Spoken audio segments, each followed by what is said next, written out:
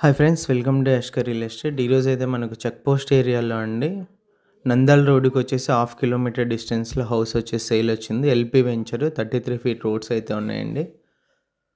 మనకు టోటల్గా వచ్చేసి ఈస్ట్కు ఎంట్రెన్స్ ఉంది, నార్త్కు ఎంట్రెన్స్ ఉందండి. గ్రిల్తో పాటు అయితే ఉన్నాయి. మెయిన్ ఎంట్రెన్స్ వచ్చేసి సౌత్.